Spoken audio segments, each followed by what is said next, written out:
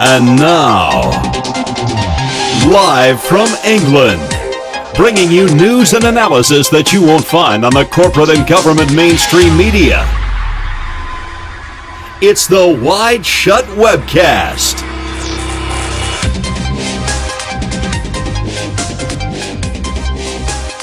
Hello. What do we have here then? Could it be the WideShut Webcast? Yes, everyone, the show is back. Your weekly dose of alternative information to the mainstream. My random musings and ponderings, they're all back here on the WideShut Webcast with me, Keelan Balderson. We're now coming to you from the new time slot of Sunday evenings at 8 PM UK time, whatever that translates to in your neck of the woods. I'm not going to list every time of every country in the world because we'd literally be here all day. I'm pretty sure you know how to go on Google or Skynet, as it's more commonly known, and find some kind of time converter. But before I start rambling on about time, what is time? Does time even exist? What does existing mean? We'll leave that one to the hairy cookie monster, who's far more eloquent than me.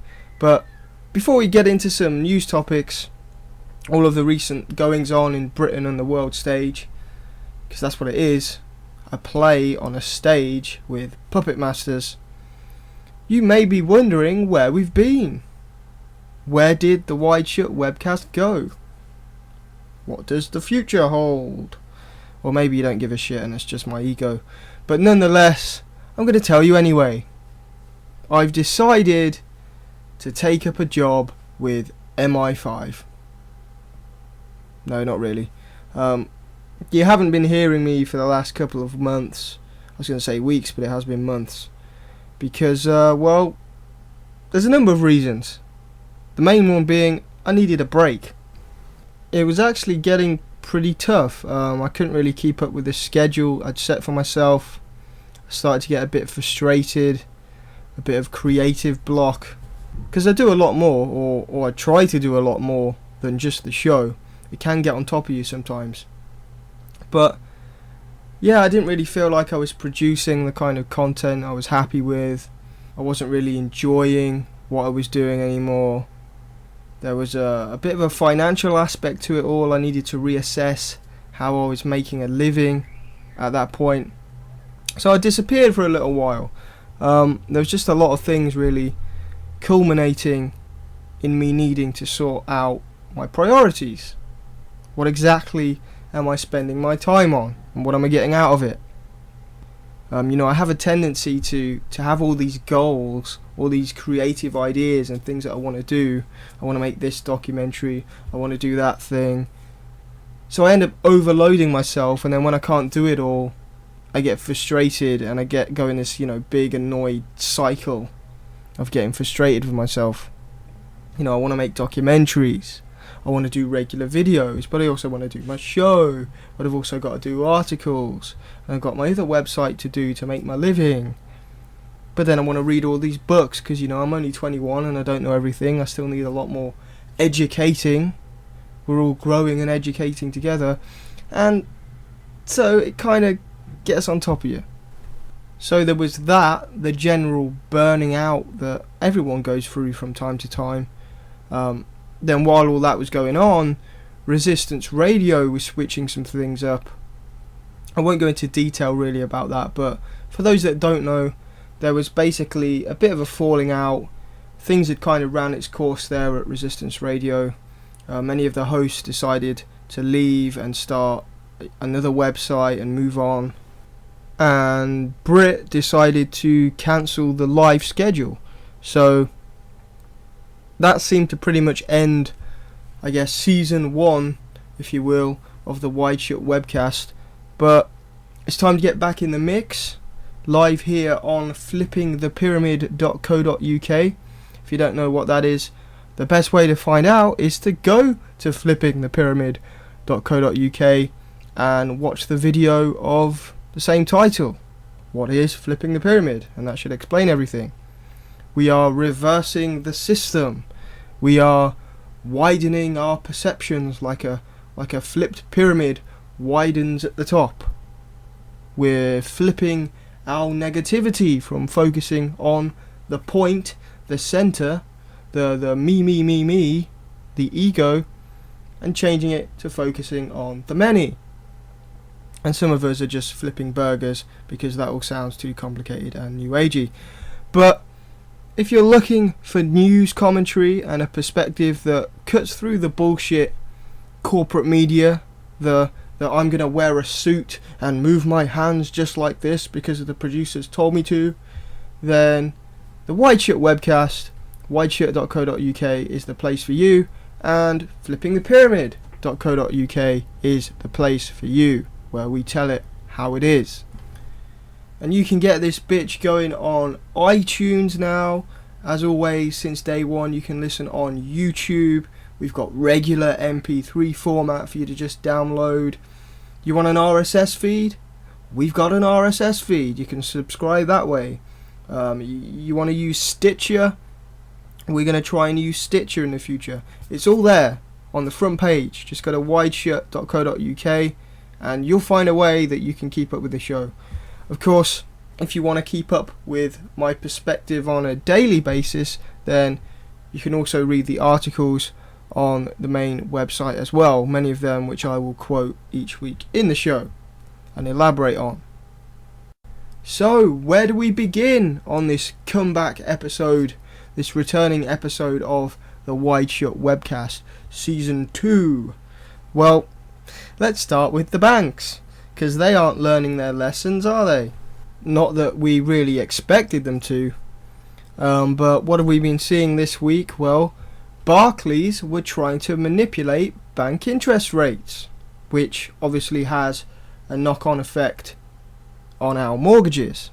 Well, not my mortgage, I'm years away from affording a house, but these shameless elitists, learning nothing from the economic crisis, showing no sign of toning things down or changing their characters, just continue with their scams and their frauds. The system has not changed, and it will not change if the mentality of those in power is greed and control. And they fined them. You know, that'll teach the naughty bankers they've been fined. Here, have a fine. As if Barclays is going to learn their lesson from a fine. A fine by its very nature is not to stop somebody's actions or to teach them a lesson. It's just a PR move. It's a little slap on the wrist and a PR move. Oh look, we've got a fine. Whoopsie daisy. It's not changing the mentality of those ruthless corporate scumbags that have managed to make it up the ranks of the banking class. A fine is not going to change anything. This is systematic of what the financial system is. It's built on fraud. It's built on deception and pulling the wool over people's eyes and getting over on other people to make profit. Do you think they give a fuck about a fine? Oh, I've had a spiritual experience after this fine. Here's all the money I've made over my career as a banker. The banks are just doing what they've always done and will always do unless people have a change of perceptions. What else have we had this week that just proves we're still just a bunch of dumb apes stuck in a nonsensical fascist pyramid control grid? Twitter conviction. Man appeals against tweet that landed him £1,000 fine and criminal record. This guy, this Paul Chambers bloke, was convicted for posting a tongue-in-cheek comment about an airline on Twitter. For an angry joke on Twitter. It's ridiculous. This guy had a bad experience at an airport. He went home, was a bit angry, and posted a tongue-in-cheek message on Twitter. That's it. This is what he said. Crap, Robin Hood Airport is closed. You've got a week and a bit to get your shit together, otherwise I'm blowing the airport sky high. That's all he said. That's it. Just some normal looking guy, ticked off that he couldn't make his flight. He goes on Twitter, says something a bit stupid, and gets arrested for it. When was it a crime to be a bit annoyed and say something stupid? There's no common sense with this stuff. People have just lost touch with humanity. A week later, the message was seen by an off-duty airport employee. After it was escalated, Chambers was arrested and later convicted at Doncaster Crown Court of sending a message of a menacing character under the Communications Act 2003. Oh, a menacing character of a message. Oh, how menacing. Look at me, I'm an airline, I feel menaced. If 9/11 never happened, this would never have gone anywhere. It would be what it is, just some guy annoyed because of his flight. But because terrorists are supposedly under every bed, and airlines are supposedly, airplanes are supposedly constantly falling out of the sky because terrorists are blowing them up every day. No, they help to get them on the plane, but that's another story for another day. Because of all that, because of the lie of the war on terror, this poor guy gets convicted. What happened to common sense? Why couldn't the airline just phone this guy up and see what was up? Did you really mean what you said, sir? Is it because you're not happy with one of our services? What happened? Tell us about it, sir. But for the police to go to this guy's house, actually arrest him, I assume some kind of investigation went on, put him in court and convict him, that's ridiculous. It takes one look at this guy to realise he's not serious. Was there any bomb-making materials in his house? Does he look like Al-Qaeda? Where are people's common senses? If you go to this guy's house and you see that he's a normal man, he was just making a semi-angry tweet, which was quite comical, on Twitter, any normal person going through that procedure would come to the conclusion that this is just a normal bloke and leave him alone. But there's no common sense anymore. The system is a blanket system. Everyone's a terrorist. The rules say this says that. We must do it this way. No ifs, no buts, no common sense, no humanity. Does this white British man look like an Al-Qaeda terrorist to you? Just give it a rest, people. Give it a rest. Come back down to reality and engage your common sense. I guess terrorists announce their targets on Twitter now, don't they? Ridiculous. This week we also had the Queen shake hands with former IRA chief Martin McGuinness, which I'm struggling to find the real purpose for. It's not like the Queen really represents the views of the people, nor does this McGuinness guy really represent the average person in Ireland and Northern Ireland. Nothing is changing because they shake hands. Yeah, I guess it's symbolic for some people, a sort of, I'm glad it's not as bad as it used to be kind of feeling. And you see that on TV and yeah, there we go. But why? What is it? It doesn't really make any sense. It's just this weird TV production. They were shaking hands while viewing some art, as if the Queen and Martin McGuinness really care about going to see art together. As if they even care about each other. They probably not had the slightest thought about meeting each other before. But they go to this strange location to view some art together so the TV can film it and beam it across the airwaves in this bizarre thing that we all watch at home. It's just absurd, really, when I was sitting at home watching that. The phoniness of it. And the weird way as humans we accept these strange symbolic presentations and we give them meaning when there's really nothing tangible there. I won't go into the Irish Troubles. I don't profess to know the details of it all. But what I will remind people, and what I've gleaned from my time researching the modern war on terror, there was a lot of British infiltration of the Republican side of things. A lot of provocateuring. And at times atrocities were allowed to happen so as not to blow the cover of British spies.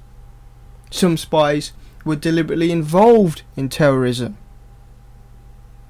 And we've been over that on the show, and there's an article on the site that goes into some of this, particularly on the Omar bombing, so be sure to check that out. But I just thought I'd point out that just weirdness and absurdness of this fake handshake thing for the TV cameras. I don't know what it means. I don't think it really means anything. We just live in an odd world where we have these strange things happening. I guess it's all about the mind control and controlling the reality and the narrative of what's happening in our world. For good or bad, it's about presenting the image that the Irish Troubles are over. Whether that's true or not, that's what they were trying to present with this staged handshake at some art gallery somewhere. It's just absurd. We're going to go for a quick break now, and then when we come back we're going to get into the West's covert proxy war in Syria. Don't go anywhere. 'Cause if you looked at the shoe on my foot right now, you'd see a little tick on it. One extra. That track was Loki with Wake Up. And just listening to Loki there reminded me of a debate I was watching live on YouTube on Tuesday, I think it was, called Hip Hop on Trial. And it was basically a debate about whether, is hip hop rap, is it bad for society or is it good for society? Is it uplifting? Does it get people out of the quote ghetto and all this kind of thing? And I don't think anybody would disagree that the work of Loki is definitely good for society. There's nobody spitting lyrics quite like that, talking about real issues instead of, rims and hoes and bitches and all that kind of thing. The problem is the mediocrity that comes from the corporate music system and the agenda of the corporate rap and hip hop genre, the corporate system that music goes through. And that wasn't really touched on much in the debate.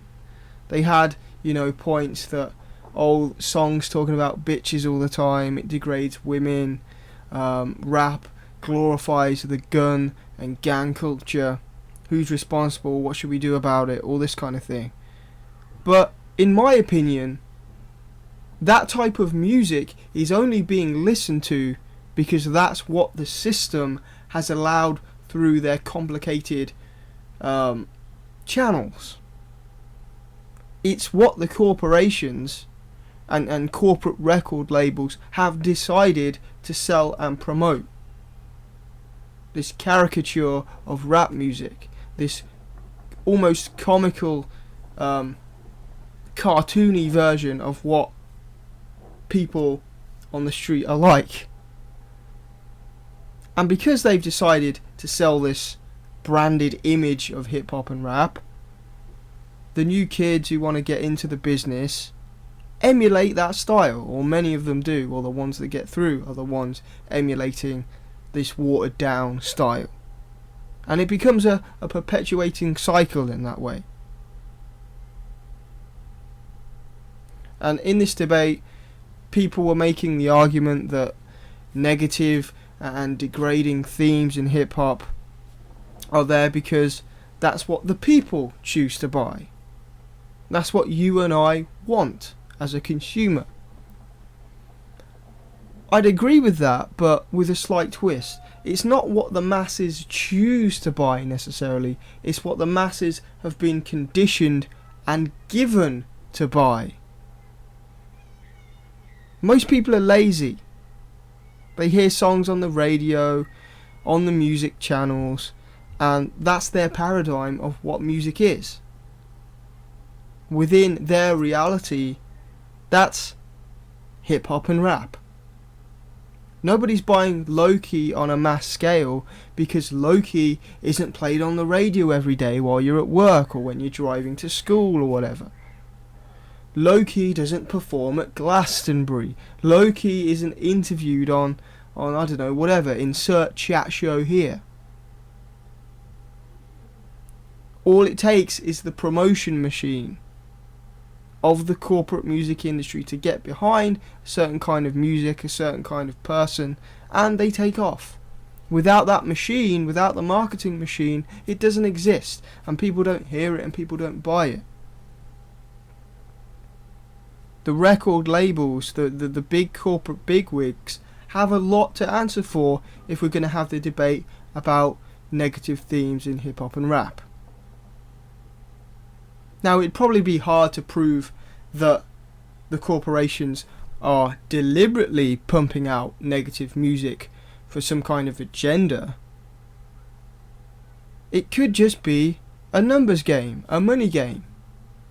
They know that this style of music is being bought, so because it's being bought, they continue to promote it and kind of water down the themes and things they think are making it sell, and it becomes this mediocre rubbish.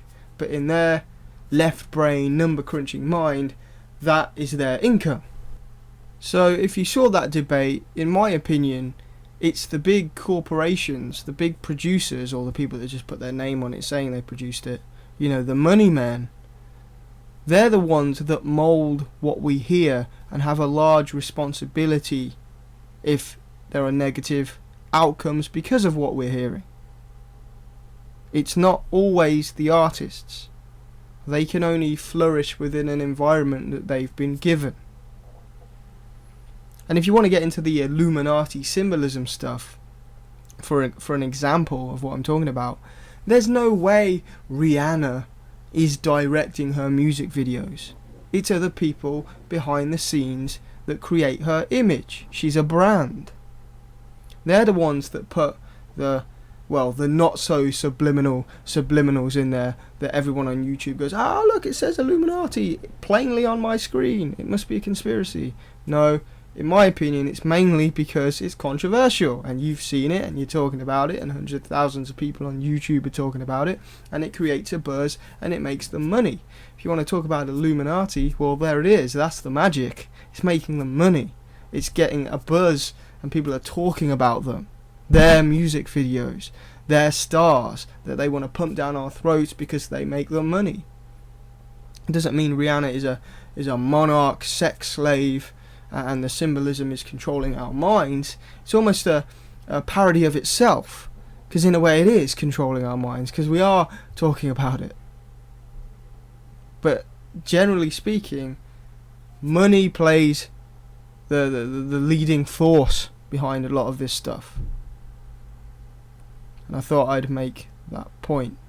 If hip-hop is having a negative effect on society and reinforces, you know, bad male stereotypes and degrades women and all that kind of thing, maybe look at the executives that put that kind of music out there and put the money behind it and open up the channels for that type of music to flow through, while artists like Loki, well, they have a great big dam in front of them they can't flow past, but all this other stuff is flowing past.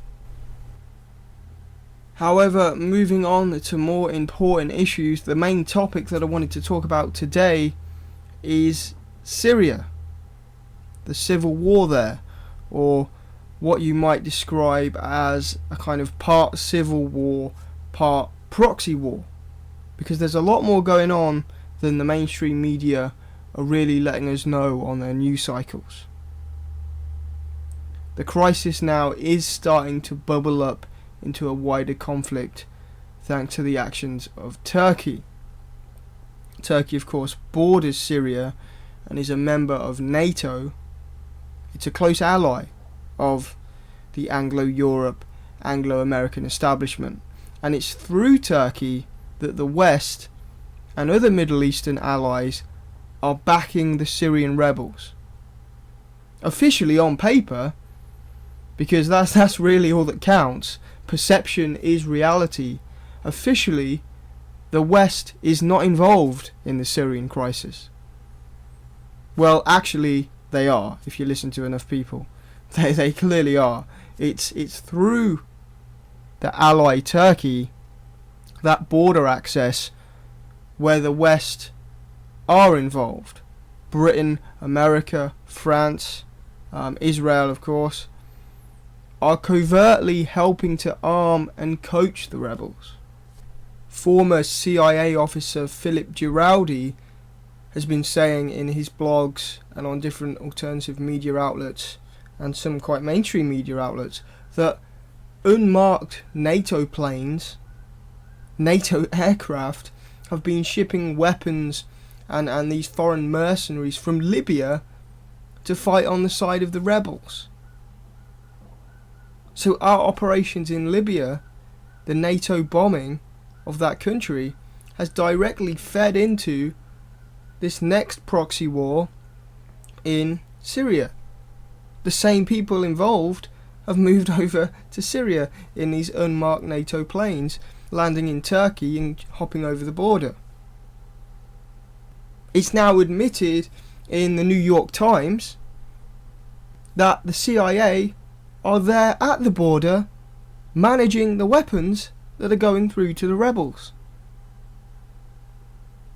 But it's this deep politics, the subtext behind what you see on the news cycles, that obviously, because it's not on the news cycles, the media have completely failed to address.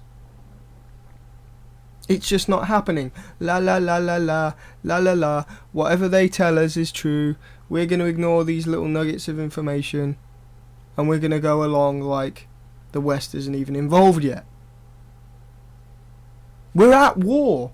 We're involved. Everything the politicians are saying about Syria is absurd. Talking about peace plans and whether we should do this or that, or should we help the rebels in any way, blah de blah. We're already there. We're already there. We're in a war. We're helping one side of that war. How can they talk about NATO this and NATO that? International laws, UN resolutions, oh, we've got to implement Kofi Annan's peace plan, blah blah blah, when the West is on the border getting the arms in there. We've picked a side. We're arming them. We're helping to foment the violence. Well, the politicians, people behind this system, are saying on one hand, we need to help, bring peace to Syria. On the other hand, they're fomenting the violence by shipping the weapons in and arranging things at the border and offering guidance. That's how the Western establishment works. As long as we look like the good guys, we can lie, we can cheat, we can fund proxy wars and rub shoulders with terrorists, whatever. But as long as we look like the good guys on TV, it's fine. As long as we wear the suits and have the phony legal framework and talk about peace and don't let out what we're really doing, then we're still the good guys because we control reality. Perception is reality.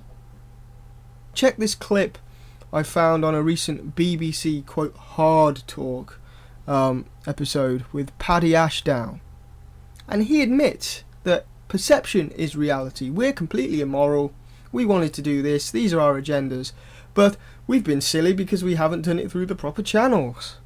So it's alright if you just present the image of being good, you don't actually have to be good. Check it out. I think they failed to learn the lessons of Libya. I mean, the truth of it is that we're not living in the days of the Western posse like Syria, led by like Iraq, led by George Bush. The West power is diminished. Nowadays, we cannot treat the UN Security Council with the kind of slightly cavalier disregard that we did, for instance, in Kosovo, where we went ahead without a UN Security Council resolution, and certainly in the case of Iraq, where many claimed that what we did was illegal. So what we now need to do is to measure our diplomacy in ways that is designed to get unanimity at the Security Council, and we did it extremely well in Libya. What we did was these two things. We first of all stood back. If you remember, Obama pulled America back, wasn't taking a lead, not the leader of the Western posse, let the Arab nations carry the demand for action in Libya, and secondly, not anchor it on regime change. They anchored it, if you recall, in Libya on humanitarian relief. Of course, we all knew Gaddafi had to go, but to making that the consequence rather than the first act. In Syria, I'm afraid we've somewhat reverted to type. It's been led by the West, led by Hillary Clinton, to a certain extent our own Foreign Secretary in Britain, and it's been calling for regime change, which requires the Russians to agree to get rid of the one person who's their friend in the Middle East. If we'd have allowed the Arabs to lead this, and we had supported it, as in Libya, and if above all we'd allowed it to be about humanitarian action to save the citizens of Homs and Al-Huma, then I think we'd be in a better position and would not have got ourselves into the impasse that we now have. It's not that there's anything wrong with being warmongering scumbags that want to invade other countries and exert our agenda, as long as we have a reasonably sounding pretext to do so. As long as we hide behind our phony legal frameworks. As long as we make it seem like this is what the people of certain nations want. The mentality of this guy, and he's probably not even aware he's doing it. We want regime change, but we'll just say we don't, and that makes it morally okay when we do get regime change by some covert action. No, it doesn't. It makes you a sick man. What, because Ted Bundy was charming and wore a suit, it doesn't count that he was a serial killer because he went about it a different way? No, he's still a serial killer. You're still warmongering scumbags that don't respect the sovereignty of other countries and want to exert the New World Order agenda over the whole world.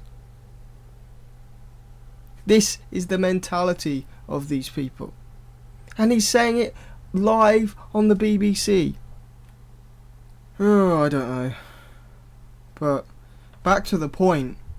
Turkey has ramped up the rhetoric and has done some quite antagonistic things, really, that are helping to build a pretext for a wider kind of NATO UN intervention in Syria. Or at least allowing the covert proxy war of the West backing the rebels, with Al-Qaeda in the ranks, to become a more open intervention. I mean, they're already there, we've just been through all that.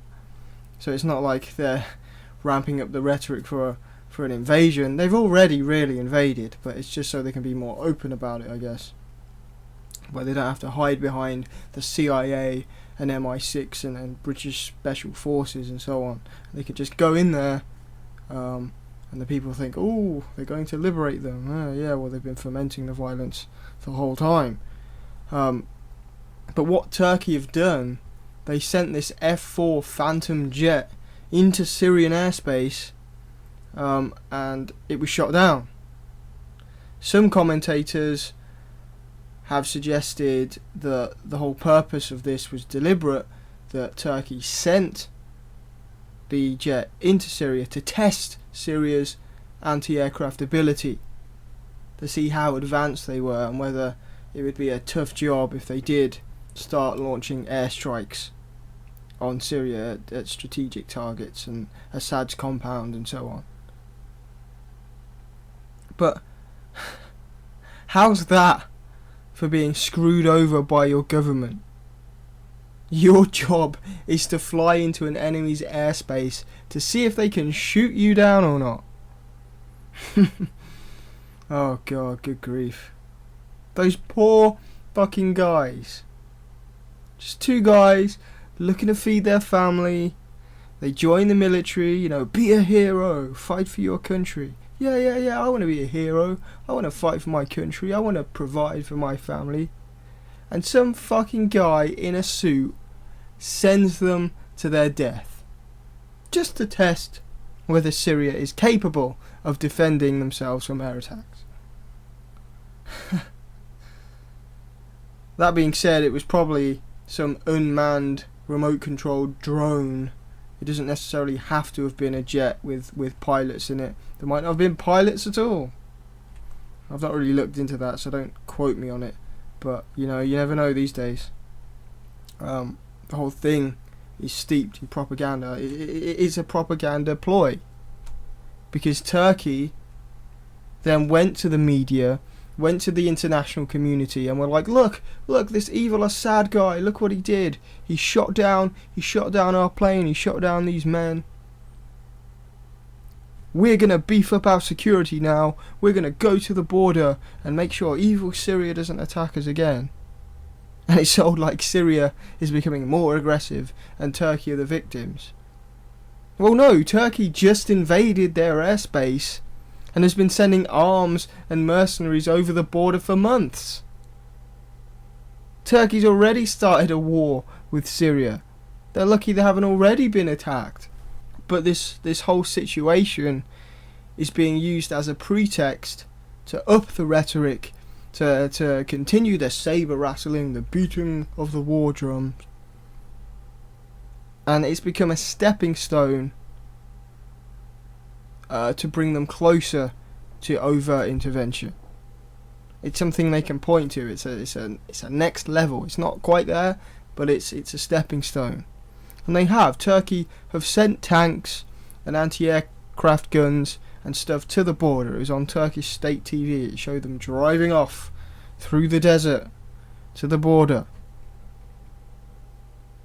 And if Turkey are involved, it brings in NATO. Can you imagine what it's like to be Assad? You know, I was listening to Billy Corgan on Alex Jones. I quite like the Smashing Pumpkins and what Billy Corgan has to say, so I tuned in, and he said something I tend to agree with more over time, and that's that the system at this point is almost on autopilot. It's already there. It was already there when we were born into it. You know, Assad, for what it's worth, it's not like he chose to be born into the Assad family. That structure was already in place when he was born. And I mean, can you just imagine being Assad right now? Or any leader for that matter. You know, you wake up one day and now you're in charge of all this shit. You're the one in charge of those tanks over there. What the hell must that do to your mind? How removed from the average person's daily reality is that? And now he's out there. A portion of his people want him dead. A good portion support him. The media won't tell you that. You know, this is a civil war. There are innocent civilians on Assad's side too, you know. But, you know, he's out there. A portion of his people want him dead.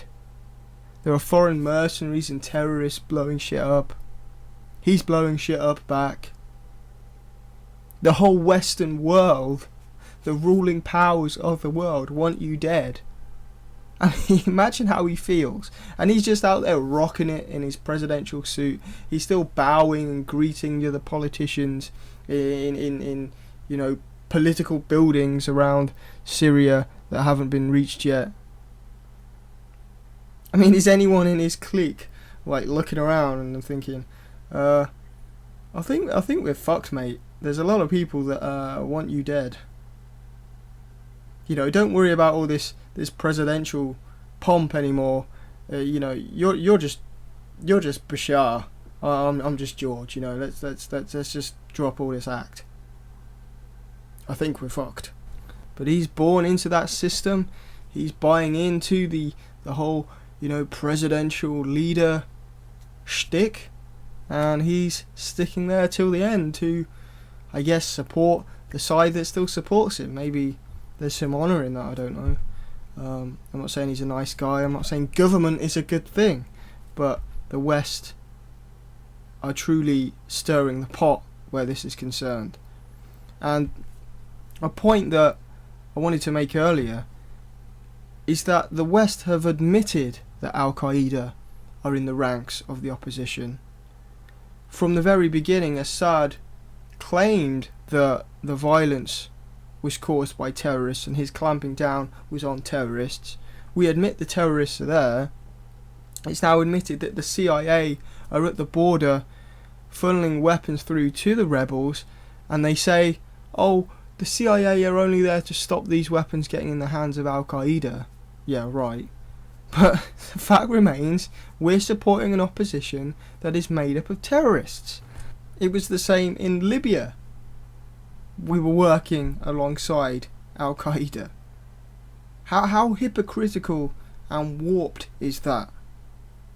But it's that level of detail the mainstream media keep failing to get to. And I still get a lot of YouTube comments that are very angry and like, oh, Assad's killing his own people. How can you defend Assad? Blah, blah, blah, blah, blah. I'm not defending Assad. I don't defend government in general. I think the most moral and just state of the world is an educated state of anarchy, really.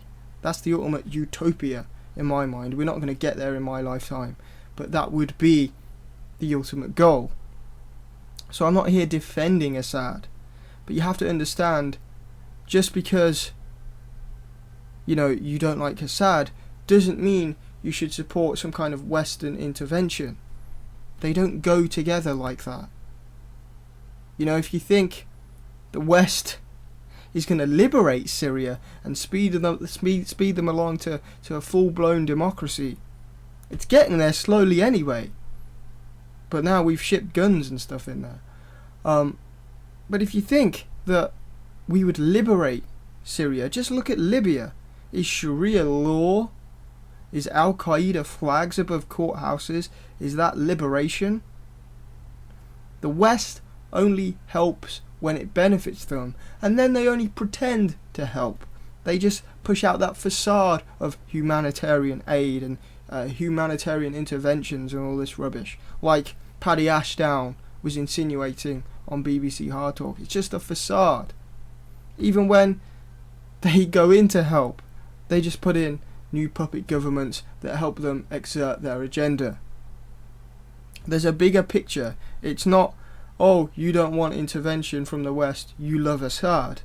This is an incredibly complicated situation with actors from all different countries, and it's playing out over a bigger picture than just evil Assad, good West. The only people that can morally and authentically overthrow Assad and put in a fair regime without outside influence, without agendas from other parts of the world, are the Syrian people. They're the only people that can decide their future.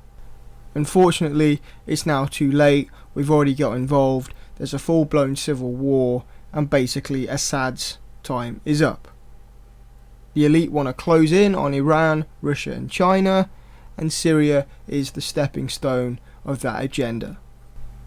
We're going to go and take another quick break now, and when we come back we're going to start a new section of the show where I go to your emails and comments and anything interesting other people have passed my way, or anything people have asked me, or any critiques people have made of my films or whatever, and I will address those. This week we're going to be talking about BBC and this production company that is doing a documentary on the Olympics, because they contacted me. They seem to contact me for everything these days, and once again I turned them down. I'll be getting into that after this quick break. Floating in a sea of misinformation, outright lies, blatant propaganda, and institutionalized indoctrination, we aim to see the world as it really is. We are flipping the pyramid. Welcome back to the final segment of today's show. Jumping over to interesting comments and emails. And I got a very interesting email the other day actually from a production company who are making a documentary about Olympic Games conspiracies. Now personally I don't really put too much stock into the Olympic alien invasion theory or the staged false flag, a false flag. I don't put much stock into that theory either, purely because there isn't really any evidence for either of them. All I see is a lot of fear-mongering. I'm sure many of you have seen the videos on YouTube, 200,000 to die at the Olympics, we're all gonna die. I mean, the Olympics is the kind of event where terrorism, real or false flag, could take place. It's a high profile event. Terrorism has happened at the Olympics before. I'm just saying there's nothing tangible out there to suggest that anything's being planned. So to all the people, trying to predict things are going to happen and fearmonger about things, there's no basis for it. The fake alien invasion stuff, Project Bluebeam, that idea that they're going to project holograms of aliens or something like that and then create the New World Order afterwards. Again, there's a lot of interesting symbolism, but nothing concrete. But yeah, this guy contacted me to see if I wanted to be on the show. I guess once you're branded a conspiracy theorist, they assume you believe in all conspiracy theories that have ever existed and, will ever exist. But like I said before, regardless of me not really having any interest in the Olympic conspiracies, I don't really want anything to do with the mainstream media. Once you step into that arena on their terms, they have the power to make you look like an idiot and come across how they want you to, and fit you into their agenda for the show. Now this guy could be completely genuine, but I just don't think it's worth doing these kind of things. He actually offered to pay me £70 a week for 2 weeks if I joined his production team, because he was having a hard time getting people to interview. Obviously because of the BBC tag. What does that tell you? People don't trust the BBC. And I guess me being a conspiracy theorist means other conspiracy theorists will trust me, and he wanted me to kind of be a middleman. But I obviously turned him down. You can imagine what people would have thought. Also on the 7/7 conspiracy road trip front, both me and Tom Secker ultimately turned that down as well. 7/7 researcher Tom Secker. We've probably had a lucky escape as well. I mean, apparently pretty much everyone who signed up for this has already been filmed now. Pretty much didn't have any idea about 7/7. John from We Are Change Birmingham, I think, was perhaps the only person that had a real knowledge about 7/7. But even then, I'm not sure quite what he knows about it or which angle he looks at it from. And apparently one of the conspiracy theorists on the show was a witch, so you can imagine the train wreck, no pun intended, that the show will probably turn out to be. But that pretty much wraps things up for this week, folks. Thanks for tuning in here on FTP Radio, Flipping the Pyramid Radio. That's flippingthepyramid.co.uk, and my website is wideshut.co.uk. Catch you same time, same place next week.